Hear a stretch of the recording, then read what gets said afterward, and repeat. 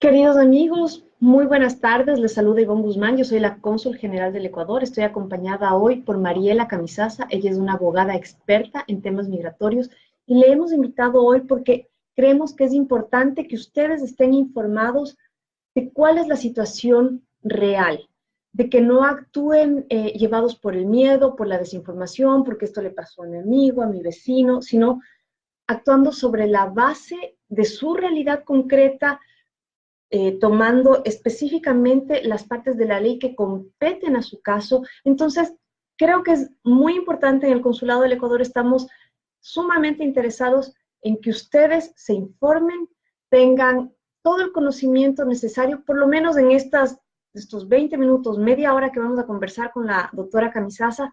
Vamos a tratar de darles la base.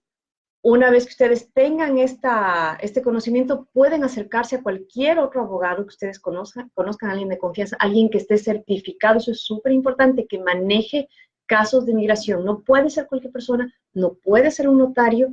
Tienen que estar completamente seguros de que la persona que les va a ayudar está capacitada para hacerlo y para guiarles de manera exitosa en el proceso de regularización migratoria. Mariela, muchísimas gracias por acompañarnos hoy y bueno, comencemos. Bueno, muchas gracias, Ivonne, por invitarme. Y bueno, estoy acá para poder compartir toda la información y instruir, educar, para que la gente no actúe basado en miedo, sino en conocimiento. Perfecto. Quisiera que comencemos con algo básico. ¿Cuáles son los principales procedimientos que han cambiado en los procesos de obtención de residencia o de nacionalidad a partir de los cambios de aplicación de la ley migratoria que estamos viendo con mucha más intensidad y frecuencia desde 2018? Okay. Lo más importante es saber de que todavía ninguna ley ha cambiado, ¿sí? Pero hay diferentes interpretaciones y memorándums que el gobierno ha incorporado, digamos así, en cuanto a diferentes procedimientos inmigratorios, ¿sí? No ha habido una reforma inmigratoria todavía, ¿verdad? Pero, por ejemplo, las personas que van a aplicar para, ya sea para la residencia, vamos a hablar primero de cuando una persona va a inmigrar al país, cuando una persona va a convertirse en residente permanente, ya sea a través de un proceso consular o ya sea a través de aplicar para su residencia, su green card, como se dice en inglés, aquí dentro de los Estados Unidos, ¿sí? Después hablamos de lo que es la ciudadanía. Con respecto a estos dos procedimientos, un cambio importante que ha introducido el gobierno es con respecto a la interpretación que ellos tienen en referencia a lo que es una carga pública. Es decir, que en este momento, yo, por ejemplo, como inmigrante, vamos a dar el típico ejemplo, me caso con un ciudadano, aplico para mi residencia, cuando voy a la entrevista, lo que el gobierno va a estar considerando es si yo soy una carga pública o no soy o me voy a convertir en una carga pública aquí dentro de los Estados Unidos. ¿Y cuáles son los factores que el gobierno va a ver? Primero van a determinar si yo he usado lo que son beneficios públicos por los últimos 12 meses. Es decir, la pregunta que todos van a tener ahora, yo he estado usando, van a decir la gente, por ejemplo, estoy usando servicio público por 4 o 5 años. Ok, pero esta regla no se va a aplicar hasta octubre 15 del 2019. Es decir, que la gente que comienza a usar servicios, los beneficios públicos, que ya voy a enumerar cuáles son, eso es importante. A partir de octubre 15 del 2019, por 12 meses consecutivamente o 36 meses en total, aunque por ejemplo lo uso 4 meses acá, 5 meses allá, etcétera, van a ser considerados una carga pública. ¿Ok? Es decir, que si la persona usa, bueno, le voy a nombrar los beneficios a la gente, ¿ok? Los beneficios, estos son algunos, como dijo la señora cónsul, es muy importante con respecto a esto que consulten con un abogado de inmigración, antes de aplicar para la residencia o antes de ir a una entrevista al consulado de su país. Los beneficios que están incluidos ahora, que van a ser considerados como carga pública, son, por ejemplo, food stamp, estampillas de comida, cualquier asistencia de dinero en efectivo. Por ejemplo, asistencia médica, que no sea de emergencia, que no sea asistencia médica para una mujer embarazada, o que no sea asistencia médica para niños. ¿Okay? La otra tipo de asistencia médica, sí. Asistencia para alquilar una casa, por ejemplo, lo que se llama Section 8. ¿Sí? Cuando el gobierno federal ayuda parte a pagar la renta de ese departamento o de esa casa, eso también es considerado como una asistencia pública que va a verse como carga pública si es utilizada más allá de 12 meses. Esos son algunos, no me acuerdo de memoria todo lo que es estampilla de comida, todo lo que es beneficios. Digamos lo básico, que está relacionado con alimentación, con medicina, con vivienda. Exactamente. ¿Educación, de alguna forma, o no? No. Entonces voy a decir cuáles son los que están exentos. Ok. Los que están exentos son, como dijimos, medical de emergencia, cuando las mamás, cuando está embarazada, cuando ya tiene el bebé. Son los beneficios que recibió los hijos ciudadanos americanos.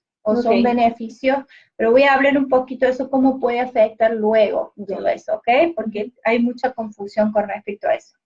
¿Cuáles son los beneficios que recibió un hijo ciudadano americano? Beneficios que recibieron del Estado, como por ejemplo, hay un tipo no me acuerdo exactamente el nombre, pero si no es asistencia en efectivo, CalFresh, creo que es algo así, ese es de California y ese creo que no afecta. Pero si es asistencia efectiva, de dinero en efectivo por medio del Estado, sí afecta. Entonces hay que estar, lo primero, doctora Camisas, es hacer las consultas en cada caso, porque no en todos los estados es igual, no en todas las situaciones se trata de lo mismo. Y es bien confuso, es muy confuso porque, la persona se va a poner a pensar, ¿califico o no califico? ¿Sí o no? Entonces, además de escuchar, lo que nosotros podemos dar información a través de los medios como de las redes sociales o lo que ellos escuchan en la televisión no es suficiente para saber si una persona realmente se va a confrontar con un problema o un obstáculo así en el momento de la entrevista o no. Es muy importante que se sienten a hablar con un abogado y que vayan con todos los documentos, porque mucha gente se olvida o no sabe exactamente el nombre del beneficio social que ha recibido. Claro. Entonces es muy importante que usted cuando tenga esa consulta con el abogado que lo va a ayudar, lleve todos esos documentos para que el abogado diga, esto sí, esto no, esto lo va a afectar de esta forma, usted esto lo recibió por 3 meses, por ejemplo, bueno, entonces no lo va a afectar. O cómo poner la estrategia correcta para que cuando usted tenga la entrevista no se confronte con este problema que el gobierno piense de que su ingreso principal es a través de ayuda del gobierno. Claro, ya. Eso en el caso es lo mismo para quienes aplican para la residencia que para quienes quieren aplicar a la ciudadanía. No. Entonces, para la gente que aplica para la ciudadanía, esto de la carga pública, esta nueva regla, no se aplica a ellos. ¿Por qué? Porque ellos ya son residentes permanentes de los Estados Unidos, ¿verdad? Ellos trabajan, pagan sus taxes, pagan su seguro social, entonces tienen derecho a estos beneficios, ¿sí?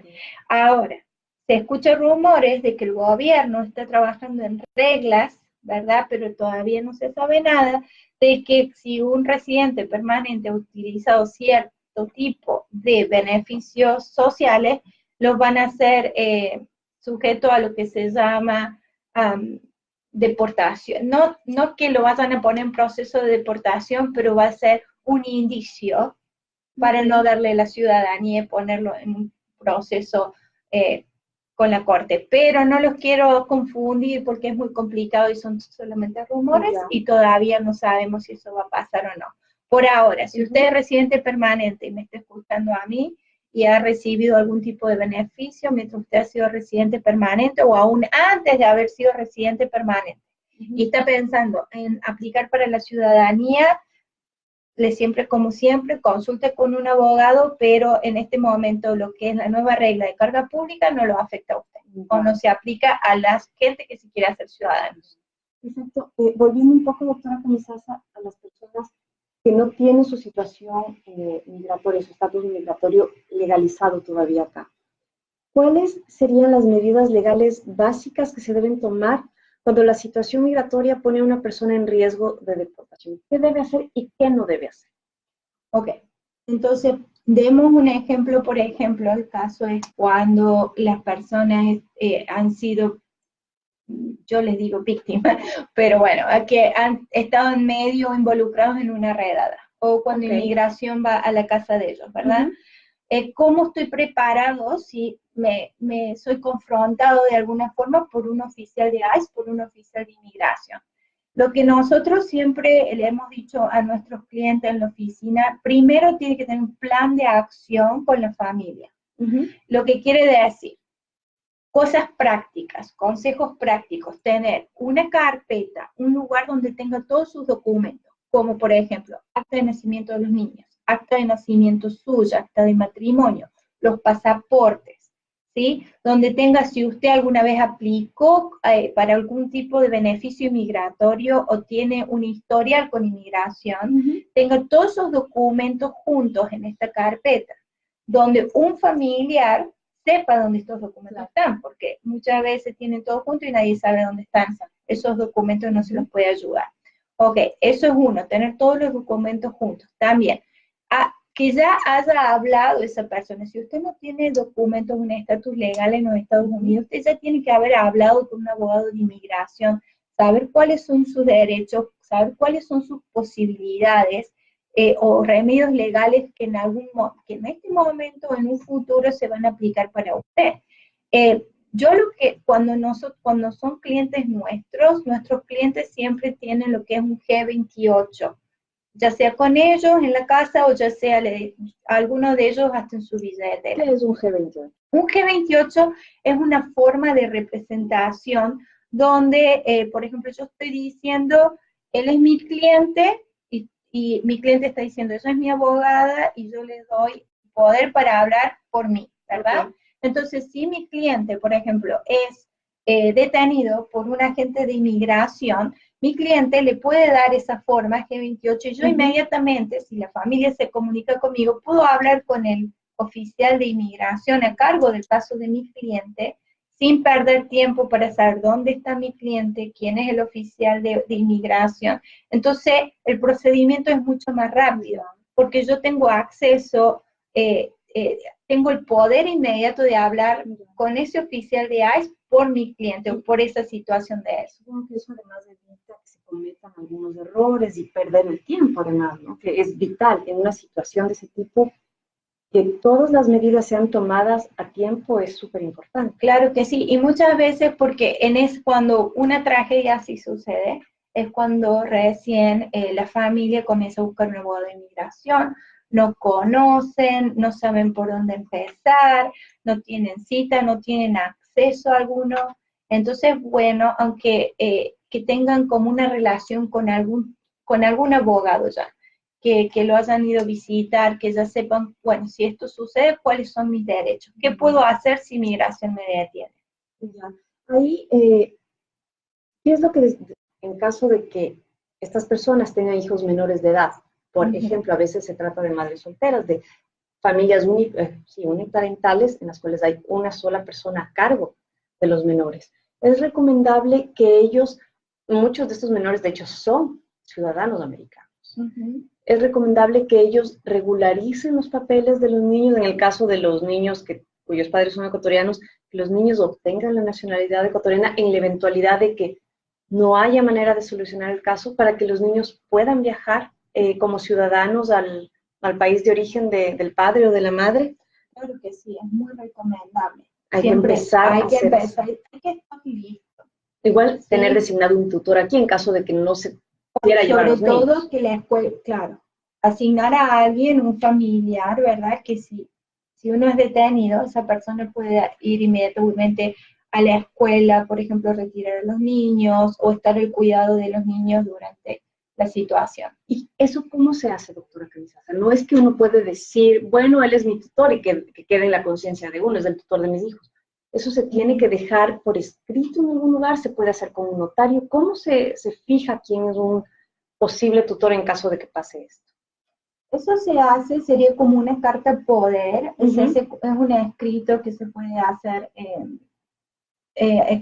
hay formas para hacerlo, y está firmado por un notario, pero lo más importante es que en la escuela del niño sepan quién es la persona, la tercera persona, o sea, si el papá y la mamá no pueden ir a buscar a ese niño a la escuela, ¿quién es la otra persona autorizada para retirar a ese niño de la escuela? ¿Verdad? Porque eso ha sucedido lamentablemente, de que el papá y la mamá han sido detenidos y no ha habido niños que busquen, han estado los niños ahí en la escuela. Otro consejo práctico con referente a hemos visto también de que la gente tiene sus ahorros, ¿verdad? Tienen su cuenta bancaria, tiene su ahorro, tiene su dinero, pero nadie más tiene acceso a ese dinero.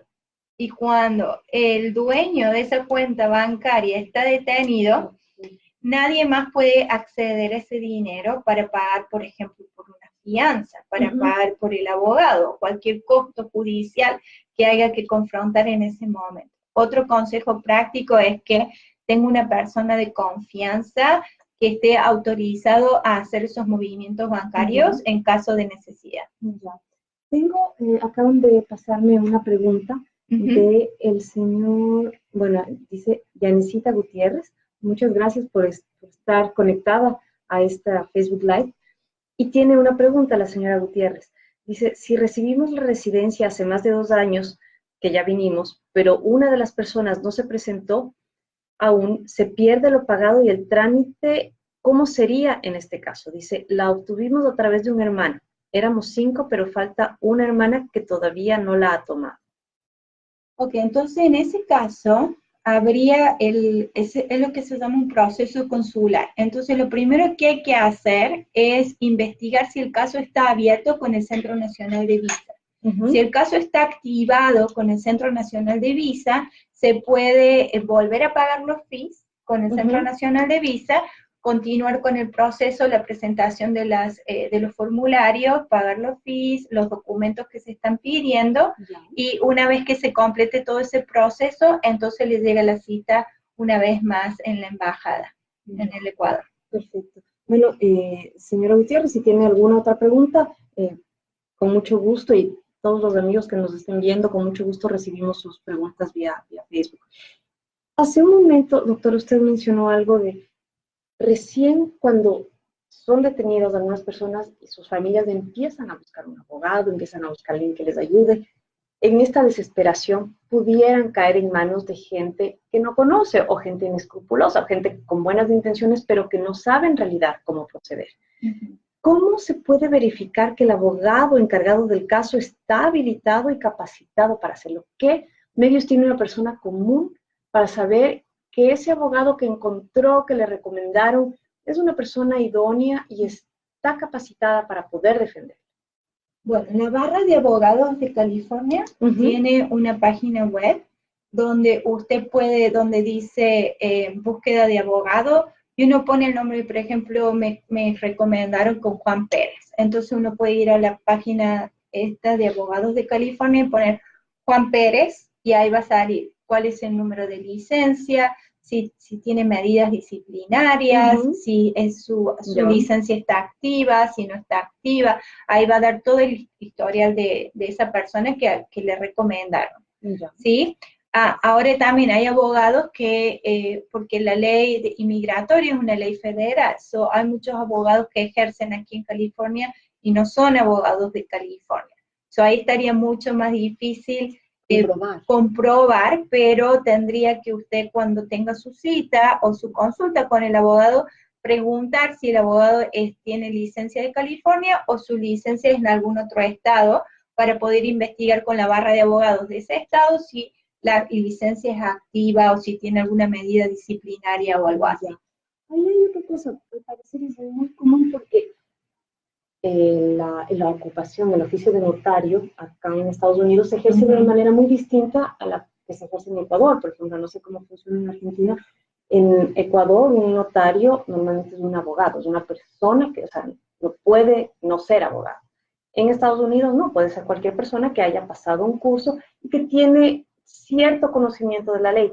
Sin embargo, es muy común que la gente que está en esta situación utilice a un notario para hacer este tipo de trámites. ¿Cuán recomendable es eso? No es recomendable para nada. Yo siempre cuando mis clientes vienen a la oficina y me dicen que fueron con el señor que llena los taxes o que llena los papeles, yo le digo, esta es la comparación que yo hago para que ellos entiendan, ¿verdad? De cuál es la diferencia entre un abogado y un notario. Es como que el cliente viene y me dice, tengo dolor de cabeza. Entonces, si el cliente va a un notario y le dice, tengo dolor de cabeza, el notario le va a dar aspirinas. Pero un abogado va a decir, ok, ¿por qué usted tiene dolor de cabeza? Resulta ser que esa persona estaba teniendo un infarto al corazón. ¿Sí? Entonces, un abogado, como conoce las leyes, va a hacer las preguntas necesarias, correctas, ir a través del historial de esa persona para saber si la persona realmente califica o no califica. ¿Sí? No, muchas veces lo que pasa con los notarios es que ellos llenan formas, saben cómo llenar las formas. Hacen el formulario y ya está. Y dice, si quiere ser residente, bueno, para hacerse residente es este formulario. Y ya está. Pero un abogado se va a fijar, o que si califica, si fue detenido en la frontera, si esa detención fue una deportación o simplemente fue una salida voluntaria, si entró con visa, si se quedó, cuántas veces entró con visa, si se quedó cuántas.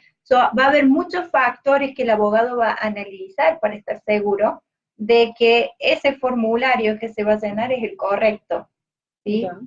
Y que el resultado va a ser el correcto. Entonces, eso es bien importante. De hecho, se trata de no malgastar el dinero que nos sobra, de no malgastar el tiempo, porque el tiempo es un factor fundamental. Mientras se desperdicia el tiempo en llenar unos formularios que seguramente no van a servir, a corrido ya empiezan a correr los plazos para las aplicaciones. Entonces, es ahorrar tiempo, es ahorrar dinero y también ahorrarse una frustración. Porque hay errores, muy claro, ¿no? Hay errores irreparables. Yo tengo clientes que han venido y resulta ser que el notario puso que entró en una fecha incorrecta, donde ellos no entraron, y personas que podrían calificar, pero al haber puesto esa fecha incorrecta, hoy en día no califican para un tipo de remedio legal. Hay errores que ellos cometen que son irreparables, como por ejemplo, si cometen muchas equivocaciones y ese caso es negado, esa persona en este momento va a terminar en proceso de deportación.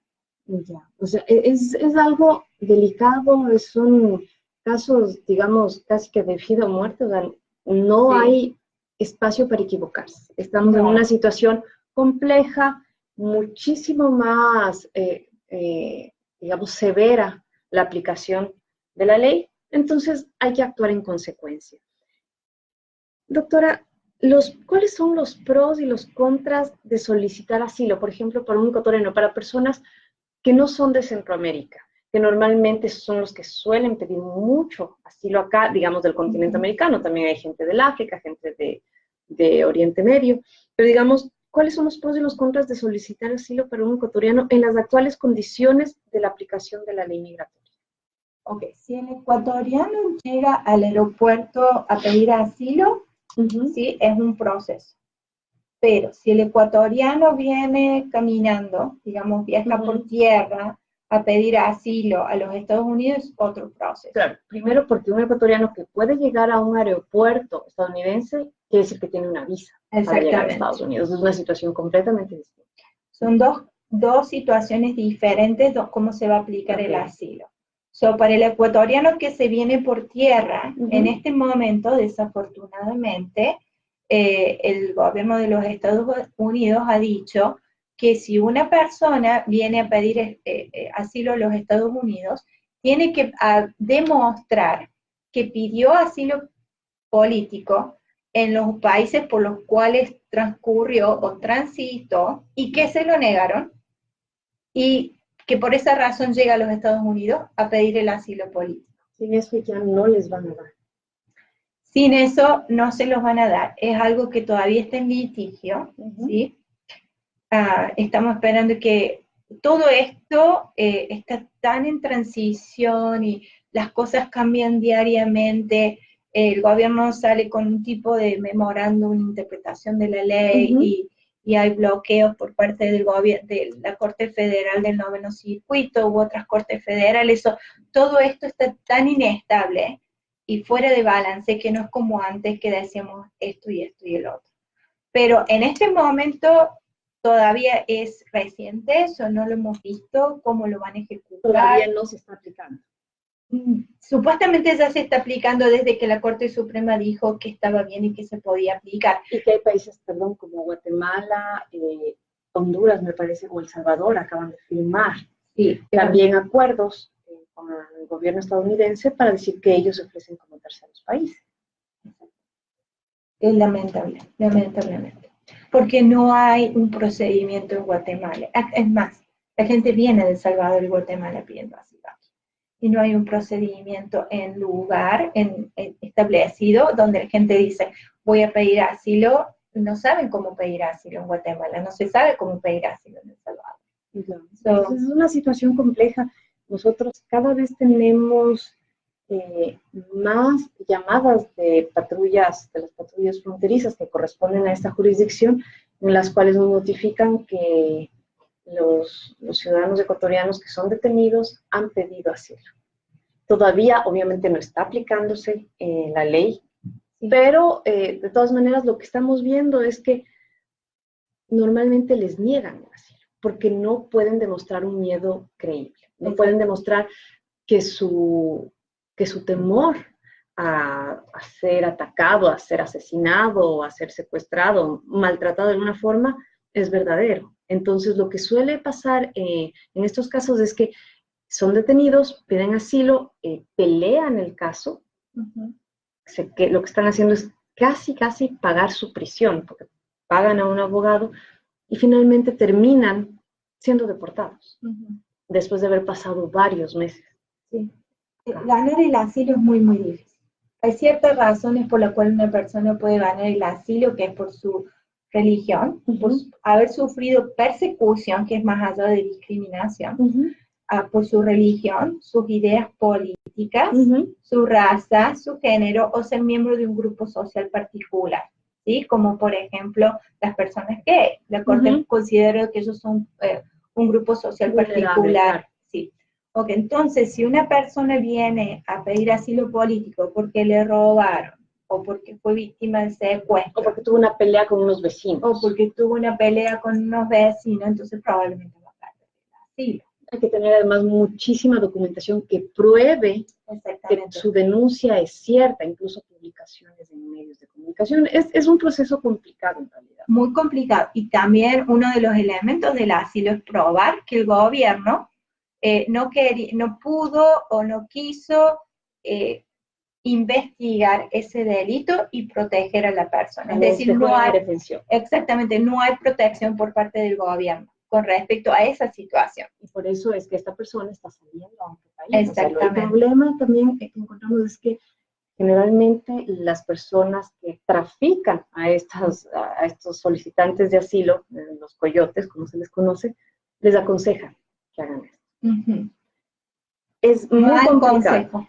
Es muy complicado si ustedes conocen a alguien que esté optando por esa vía. Sería bueno que la reconsideren y que busquen una manera un poco más factible para lograr quedarse acá en Estados Unidos una vez que intenten pasar. Y para ya ir cerrando, doctora Camisasa, ¿cómo han cambiado los tiempos y los protocolos en los trámites de regularización migratoria, ya sea para el otorgamiento de una residencia o para la ciudadanía? Lo que antes estaba demorándose 6, 7 meses, por ejemplo, cuando una residencia, un esposo ciudadano pide a la esposa, se demoraba 6, 7 meses. En este momento se está demorando un año o más. La ciudadanía está tomando un año también. Yo sé que en la oficina de Chatsworth, en el USCIS, están tratando de hacer cita los días sábados para poder acelerar los procesos, pero nosotros estamos viendo demoras increíbles. Por ejemplo, una simple I-130 para un proceso consular se está demorando 10 meses o 12 meses. Todo está llevando, lo que antes era todo lo que antes era 6, ahora son 12 meses, algo así. Ok, eso todo se ha duplicado. Se ha duplicado, no tenemos forma, es muy difícil para nosotros pedir qué es lo que está pasando, el estatus del caso, qué es lo que está pasando con el caso, llamamos por teléfono, no nos contestan, nos pasan con los supervisores no saben darnos una respuesta. Sentimos que estamos en una crisis en realidad con respecto a todo lo que es el sistema inmigratorio. Algo que le pido a la gente que tengan paciencia, que no se den por vencidos, porque esto no es para darse por vencido, o la demora no significa que no deben aplicar si usted califica, y si tiene el derecho de aplicar, pero sí hay que tener paciencia y hacer las cosas muy bien, estar muy bien preparado, trabajar en esos documentos que el abogado le pide. Si el abogado le está pidiendo ciertos documentos, sobre todo ahora con lo de la carga pública, que va a haber otros factores que también van a considerar, si la persona habla inglés, van a estar considerando, si la persona tiene estudios, si la persona puede trabajar y mantenerse a sí mismo, mantener la familia, muchas cosas que van a ser consideradas antes, que ahora que antes no, donde la gente va a tener que proveer muchísima documentación. Claro.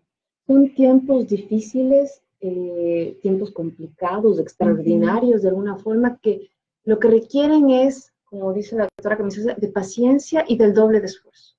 Nada es imposible, sin embargo, hay que hacerlo todo correctamente, hay que ser el doble de inteligente para poder lograrlo y poder regularizar el estatus migratorio, que es lo ideal, en realidad. Es lo ideal para vivir tranquilos, para poder beneficiarse de todo el trabajo que la gente normalmente está haciendo en este país y con el que está aportando.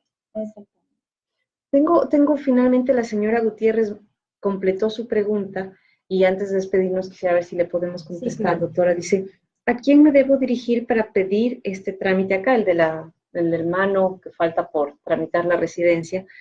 Dice, ¿puede una persona que esté dentro de la misma petición firmar el affidavit? Porque mi hermano no trabaja hace 3 años y cree que no califica para firmar el affidavit. Ok, esa es una pregunta que ya muy específica. Tal vez tiene que... Sí, porque no quiero confundir a la audiencia, pero estoy suponiendo que acá el hermano peticionario no trabaja. Exactamente, ¿verdad? parece que es. Ok, se puede usar lo que es un co-sponsor. Bajo las nuevas medidas, el gobierno está pidiendo que este co-sponsor sea, no está escrito, no dice que tiene que ser un familiar, pero si es un familiar, mejor, ¿ok? Pero no quiere decir que tiene que ser un familiar, pero un familiar, un empleador es mejor, ¿sí? ¿Por qué? Porque el co-sponsor se supone que si la persona que inmigra a los Estados Unidos no puede sostenerse a sí mismo, está haciendo un contrato con el gobierno de que él va a asumir la responsabilidad por esa persona, ¿sí? En todo caso, lo que le decimos a la señora Gutiérrez es que consulte con un abogado su situación específica, la situación específica de su hermano. No hay recetas que calcen para todo. En este momento no es A, B, C, yo califico en debajo, no. Cada uno es una situación muy particular y peculiar que cada uno tiene que ir con un abogado y hacer como una estrategia, ¿no? Exactamente, esa es una palabra importante. Y bueno, nos vamos a despedir, amigos. Muchísimas gracias por su atención. Seguramente en los próximos meses volveremos a tener aquí a la doctora Camisaza, y ya saben, pueden consultarnos acá en el consulado, mandarnos sus preguntas vía Facebook o también a nuestro correo electrónico, que es seculosangeles@cancillería.gov.es. Muchas gracias y nos vemos pronto. Muchas gracias.